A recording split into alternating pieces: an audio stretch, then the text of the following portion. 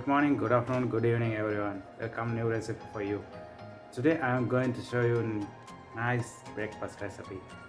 Actually, it is normal we are using the breakfast for the bread and omelette, something like that.